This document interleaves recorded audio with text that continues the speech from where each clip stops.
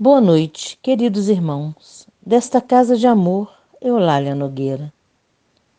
Hoje, no dia 30 de janeiro de 2022, iremos refletir sobre o Evangelho segundo o Espiritismo, no capítulo 28, coletânea de preces espíritas, item de 8 a 10, prece pelos médiuns. Assim, elevamos o nosso pensamento a Deus, pedindo ao Mestre Jesus, amigo querido, que nos envolva com seu infinito amor. Envolva cada um, no orbe terrestre, encarnados, desencarnados, que irradie o seu amor, a certeza de que estamos todos amparados, que estamos todos em conjunto unidos para aprender e progredir. Iniciamos aqui a leitura do Evangelho, na certeza de que caminhamos um pouco mais ao esclarecimento, nos trazendo mais paz e conforto diante das provas que passamos, encarnados, e da busca do entendimento quando estamos desencarnados. O item 8, prece pelos médiuns. Nos últimos tempos, disse o Senhor, derramarei do meu espírito sobre toda a carne. Vossos filhos e vossas filhas profetizarão, vossos jovens terão visões, e vossos velhos sonhos. Naqueles dias, derramarei de meu espírito sobre meus servos e sobre minhas servas, e eles profetizarão. Atos, capítulo 2, versículo 17 e 18. Item 9, prefácio. O Senhor quis que a luz se fizesse para todos os homens e penetrasse por toda parte pela voz dos Espíritos, a fim de que cada um pudesse obter a prova da imortalidade. É com essa finalidade que os Espíritos se manifestam hoje sobre todos os pontos da Terra, e a mediunidade que se revela nas pessoas de todas as idades e de todas as condições, entre os homens e entre as mulheres, entre as crianças e entre os velhos, é um dos sinais do cumprimento dos tempos preditos. Para conhecer as coisas do mundo visível e descobrir os segredos da natureza material, Deus deu ao homem a visão do corpo, os sentidos e instrumentos especiais. Com telescópio, ele mergulha seus olhares nas profundezas do espaço. E, com microscópio, descobriu um mundo infinitamente pequeno. Para penetrar no mundo invisível, lhe deu a mediunidade. Os médiuns são os intérpretes encarregados de transmitir aos homens os ensinamentos dos espíritos. Ou melhor, são os órgãos materiais pelos quais se exprimem os espíritos para se tornarem inteligíveis aos homens. Sua missão é santa porque tem a finalidade de abrir os horizontes da vida eterna. Os espíritos vêm instruir o homem sobre a sua destinação futura, a fim de conduzi-los no caminho do bem, e não para lhe poupar o trabalho material que deve realizar neste mundo para seu adiantamento, nem para favorecer a sua ambição e sua cupidez. Eis do que os médiuns devem se compenetrar bem, para não fazerem mau uso de suas faculdades. Aquele que compreende a gravidade do mandato de que está investido, cumpre-o religiosamente. Sua consciência lhe reprovaria, como um ato sacrílego, fazer um divertimento e uma distração para si ou para os outros de uma faculdade dada com objetivo tão sério e que o coloque em intercâmbio com seres do além-túmulo, como intérpretes dos ensinamentos dos espíritos. Os médiuns devem desempenhar um papel importante na transformação moral que se opera. Os serviços que podem prestar estão em razão da boa direção que deem à sua faculdade. Porque os que estão no mau caminho são mais nocivos do que úteis à causa do espiritismo.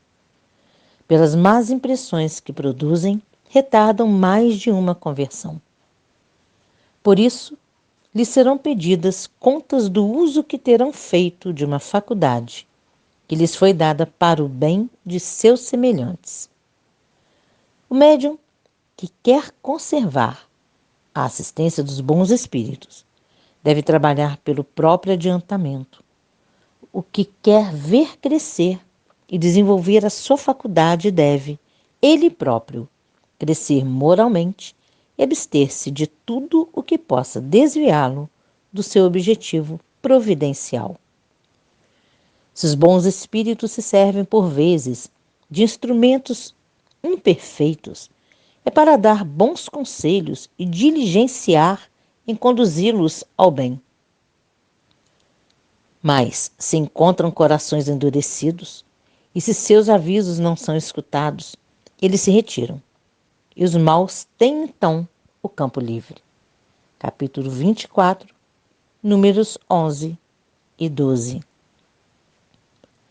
A experiência prova que, entre aqueles que não sabem aproveitar os conselhos que recebem dos bons espíritos, as comunicações, após terem brilhado durante certo tempo, degeneram, pouco a pouco, e acabam por cair no erro, na verbosidade ou no ridículo, sinal incontestável do afastamento dos bons espíritos.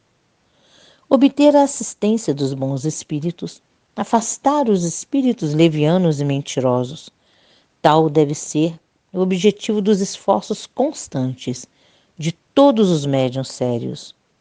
Sem isso, a mediunidade é uma faculdade estéril, que pode mesmo reverter em prejuízo daquele que a possui, porque pode degenerar em obsessão perigosa. O médium que compreende seu dever, em lugar de se envaidecer de uma faculdade que não lhe pertence, uma vez que lhe pode ser tirada, atribui a Deus as coisas boas que obtém. Se as suas comunicações merecem elogios, disso não se envaidece, porque sabe que elas são independentes do seu mérito pessoal e agradece a Deus por haver permitido que bons espíritos viessem se manifestar por ele. Se dão lugar. A crítica não se ofende com isso, porque não são obra do seu próprio espírito. Diz a si mesmo que não foi um bom instrumento e que não possui todas as qualidades necessárias para se opor à ingerência dos maus espíritos. Por isso, procura adquirir essas qualidades e pede, pela prece, a força que lhe falta. Item 10. Prece. Deus Todo-Poderoso, permiti aos bons espíritos assistirem na comunicação que solicito. Preservai-me da presunção de crer-me ao abrigo dos maus espíritos, do orgulho que poderia me enganar sobre o valor do que obtenho, de todo sentimento contrário à caridade, com respeito aos outros médiuns. Se estou induzido ao erro, inspirai a alguém o pensamento de me advertir, e a mim a humildade, que me fará aceitar a crítica com reconhecimento e tomar para mim mesmo, e não para os outros, os conselhos que quererão me ditar os bons espíritos. Se estou tentado em abusar do que quer que seja, ou de me envaidecer da faculdade que vos aprouve me conceder, eu vos peço-me a retirar, antes de permitir que seja desviada de seu fim providencial, que é o bem de todos e o meu próprio adiantamento moral. Assim, vemos que a mediunidade, como Jesus disse, que seria profetizada, vem desde o período profético, manifestando desde o Egito Antigo, na Idade Média, entre os gregos e romanos, na cultura asteca, que populares médiuns eram tratados com escárnio para divertirem faraós, reis, como bobos da corte, devido ao seu próprio comportamento atormentado, exóticos ou psicóticos. A mediunidade foi resgatada com os médios missionários, como Joana d'Arc, que, libertando a França da Inglaterra, afirmava ter tido contato com seres de outra dimensão. Jesus já sabia que seus discípulos cristãos seriam provados, que passariam por ser considerados profetas do futuro, seriam arrastados vendendo a dignidade e negando o próprio evangelho, muitas vezes colaborando com poder, usando a própria medianidade para outro fim. Quando os cristãos cederam ao poder, às ilusões do momento, a mediunidade vem sido colocada à prova ao longo da existência humana. E Jesus dizia que as pedras profetizarão no decorrer da história. E com os médiuns missionários, vêm em todas as áreas, como Catarina de Siena, como Paulo de Tarso, Francisco de Assis, trazendo a coragem de representar a mansuetude do Evangelho. E assim, como portadores da mensagem dos Espíritos, eram considerados, influenciados por demônios, e traziam a mansuetude do Evangelho no seu coração, não reagindo, e eram levados à fogueira. Ao longo do tempo, as mensagens continuavam vindo do mundo espiritual, mostrando aos poderosos que as pedras falaram. Mas em 1889, a mediunidade foi considerada patologia psíquica, para que as verdades trazidas pelos espíritos através dos médiuns perdessem a validade, porque eram considerados loucos. E como as pedras falarão, na história vem Krishna falar do valor moral, da batalha em nosso mundo interior para vencer a nós mesmos, com nossa consciência, ante as mensagens que continuam chegando através de todos os tempos, através de Moisés, de Paulo, Jesus Cristo. No Evangelho vem Sócrates nos dizer: conhece a ti mesmo. É necessário buscar coragem através da prece para vencer o medo. Jesus Cristo diz: não sou eu quem fala, mas é o Pai que através de mim fala. Não há testemunhas, não há mais pedras. Há aplausos sem testemunhas, elogios sem testemunhas, quando estamos diante da nossa própria consciência. A cada um é dada a mediunidade no seu campo de atuação, onde o amor de Deus por todos nós está presente, seja ao fazer o alimento para a família, seja o seu esposo para com sua esposa, o filho com seus pais, seus irmãos, seus familiares, a esposa com o esposo. A cada momento, seja na escola, no trabalho, no trânsito, somos todos médiuns, trazendo o Evangelho do Cristo. Mas alguns de nós temos o comprometimento de termos um dia renunciado ao próprio Evangelho, arrastados pelo ego, elogio, desejo do poder. E como misericórdia infinita de Deus, vemos reencarnando, reajustando, ressignificando valores. As pedras profetizarão ao longo de todos os tempos, através dos espíritos que não temem a ilusão de poder do homem. Na ciência, onde Einstein mostra a teoria de campo, a lei de afinidade fluídica, que irradiamos e atraímos sobre o que trazemos em nós, no nosso comportamento e nos nossos pensamentos. Kardec, no livro A Gênese, no capítulo 14, item 7, Livro dos Espíritos, questão 93.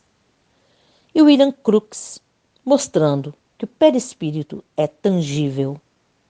Assim, a mediunidade nos dá oportunidade, pela misericórdia de Deus, de progredirmos e de ser retirado de nós, se com nosso livre-arbítrio nos comprometermos ainda mais. André Luiz, em Missionários da Luz, nos mostra a sintonia mente a mente, gerando larvas mentais.